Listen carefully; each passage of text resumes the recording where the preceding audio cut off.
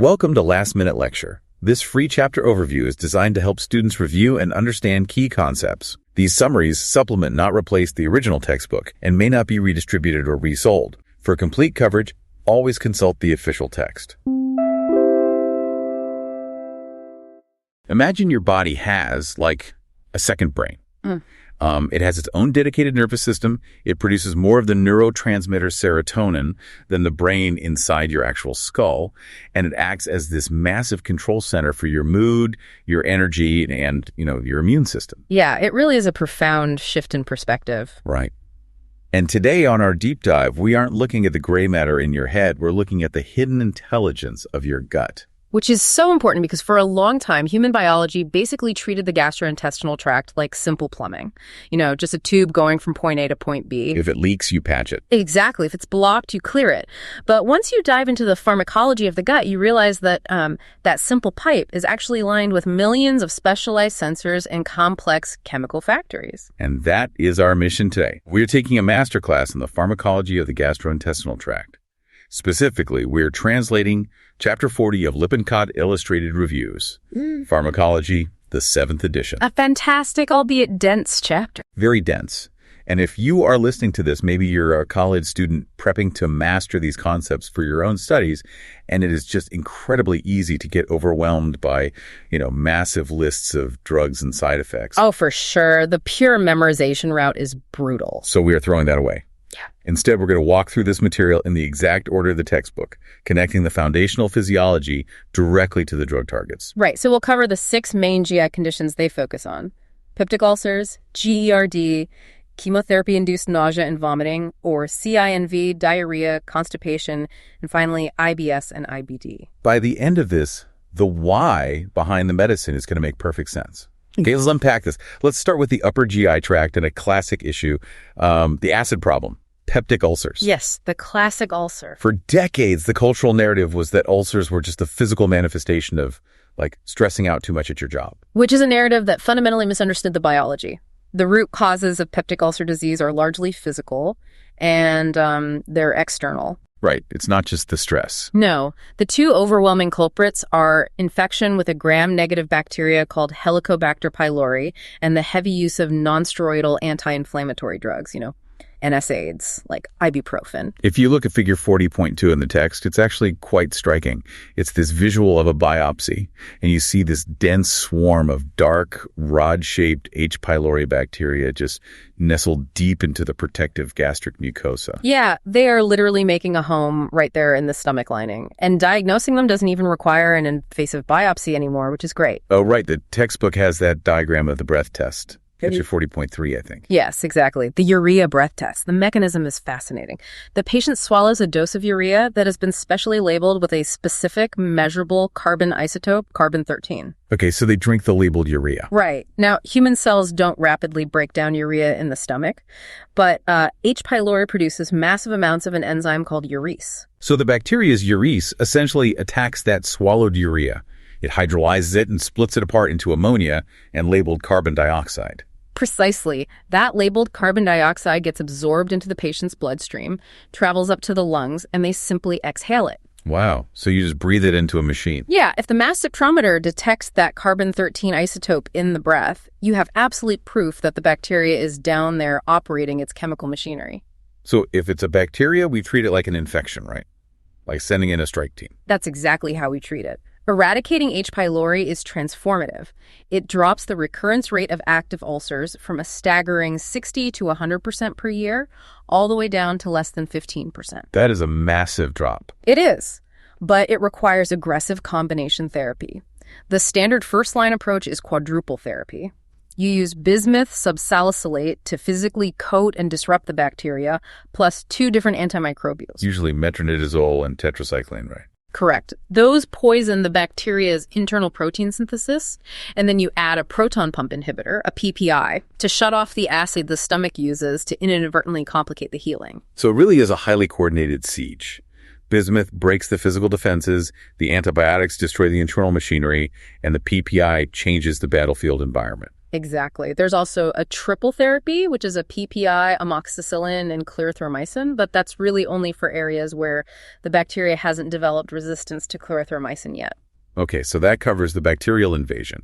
But we also have to address that battlefield environment itself, the stomach acid. Yes, shutting down the acid factory. Understanding how the stomach actually manufactures that acid is totally a game changer for understanding the drugs. Let's look at figure 40.4, the cellular diagram of the parietal cell. I love this diagram. Imagine the cell membrane that faces the bloodstream. Sitting on that membrane are 3 distinct chemical on switches. Right, these are receptors for acetylcholine, histamine, and gastrin. When any of those 3 molecules bind to their specific receptor, it kicks off an internal chain reaction. It activates protein kinases inside the cell. And those kinases eventually supply energy to the final piece of machinery on the opposite side of the cell, right? The side facing the stomach cavity. Yes. That machine is the H plus K plus ATPase, commonly known as the proton pump. It physically pumps hydrogen ions against a massive concentration gradient, dumping pure acid into the stomach. The older generation of drugs tried to manage this by just blocking one of the on switches, the H2 receptor antagonists. Exactly. So if you see a drug ending in tidine, like cimetidine, famotidine, or ranitidine, it competitively blocks that histamine switch. You are essentially cutting off one of the 3 power supplies. Which reduces acid secretion by about 70%. It's significant, but the original drug in this class, cimetidine, has largely fallen out of favor. Because of the side effects, right? The textbook visual for this, figure 40.5, is pretty wild. It is. Cimetidine's chemical structure causes unintended cross-reactions. It acts as a non-steroidal anti-androgen. It actually binds to and blocks testosterone receptors while simultaneously inhibiting the body's ability to metabolize S-radiol.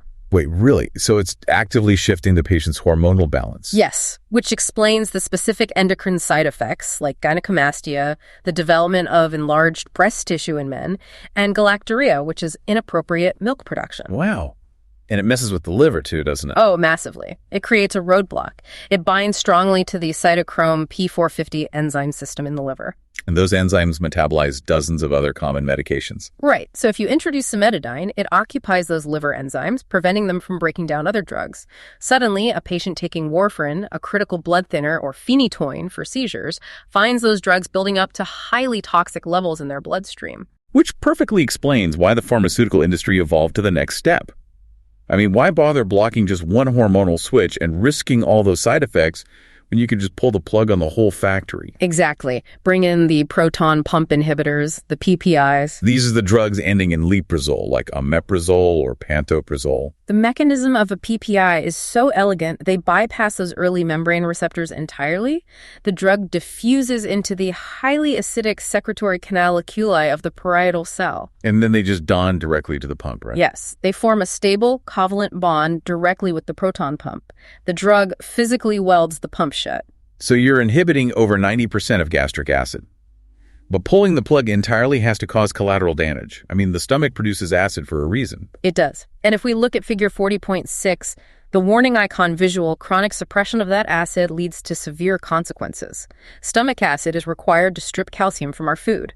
So if you suppress the acid for a year or more, calcium absorption plummets. Right, which increases the risk of bone fractures in the hip, wrist, and spine.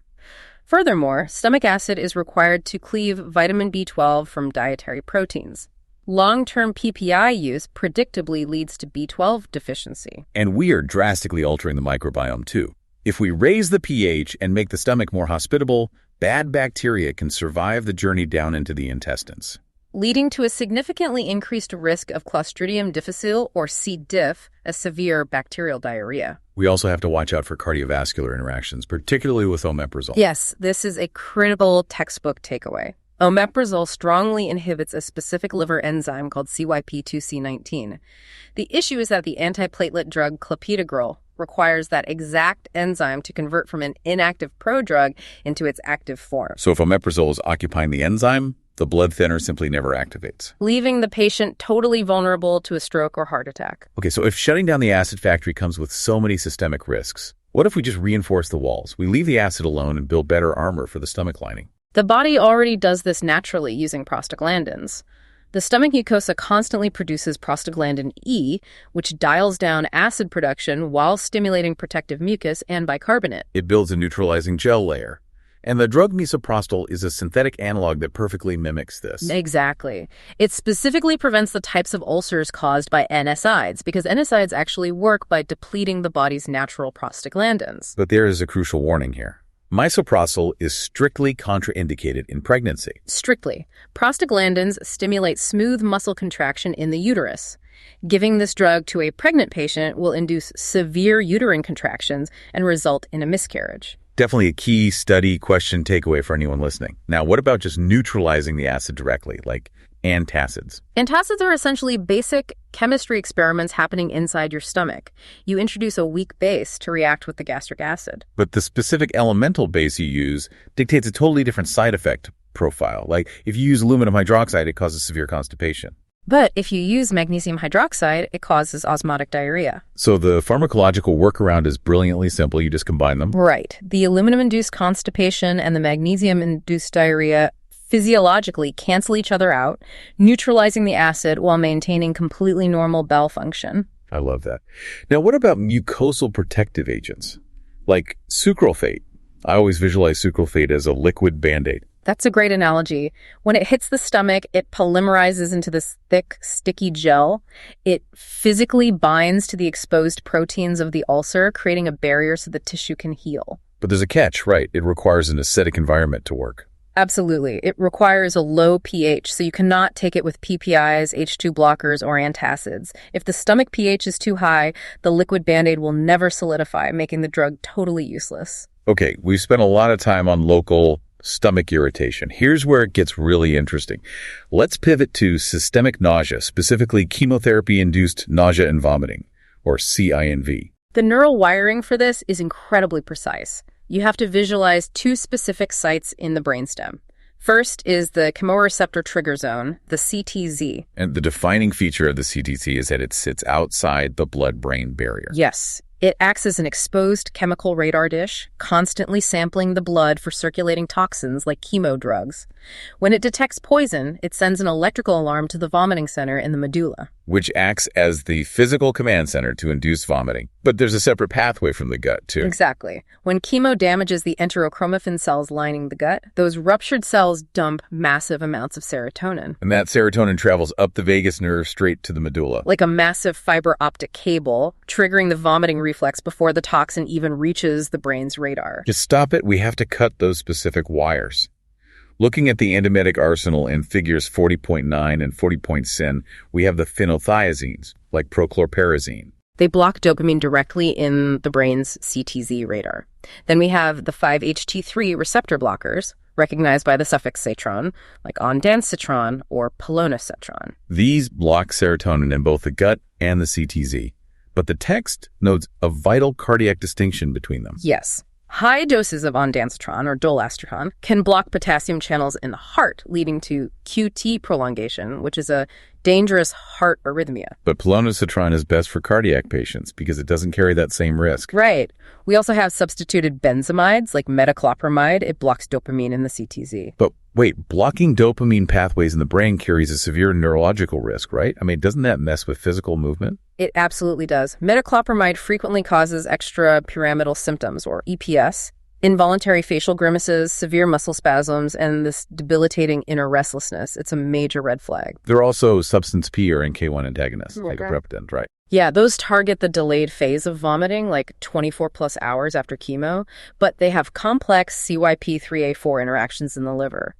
We also use benzodiazepines like lorazepam for anticipatory vomiting and corticosteroids like dexamethasone in combos. The power of combinations is huge. Figure 40.10 has this bar chart visual.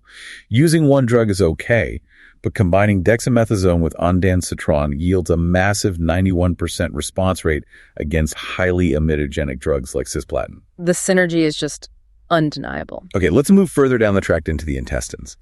How do we fix the speed of transit when things are moving too fast or too slow? Let's talk diarrhea and constipation. Diarrhea is ultimately a failure of transit time. If the peristalsis is moving everything through too quickly, the fluid remains in the stool. Our most effective antidiarrheals are loperamide and diphenoxylase. So they're like opioid cousins that forgot how to kill pain but remembered how to stop the gut. That is exactly what they are. They act on presynaptic opioid receptors strictly within the enteric nervous system to halt peristalsis. But they don't cross the blood-brain barrier. Right, no euphoric high. But there is a warning. Because they bring gut motility to a screeching halt, you cannot use them in young kids or patients with severe colitis. Because halting transit in an inflamed bowel can lead to toxic megacolon, right? Where it dangerously expands and risks perforation. Exactly. Now, on the flip side, we have laxatives for constipation. Stimulants like bisacodyl directly irritate nerve fibers in the colon. And there's castor oil, which it's broken down and severely irritates the mucosa. But just like misoprostol, it must be completely avoided in pregnancy. Yes, that severe systemic irritation can easily stimulate premature uterine contractions. A much more elegant approach seems to be the chloride channel activators, like lubiprostone. Lubiprostone is great. It selectively activates chloride channels, pumping chloride ions into the intestinal lumen.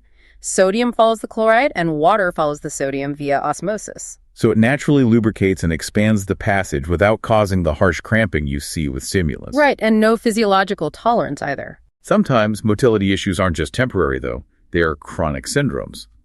Let's look at irritable bowel syndrome, IBS, and inflammatory bowel disease, IBD. With IBS, the structure is normal, but the function is erratic. So we quickly differentiate treatments based on symptoms. Like linaclotide or lubiprostone for IBS-C, the constipation variant? And allostranon or luxetolene for IBS-D, the diarrhea variant.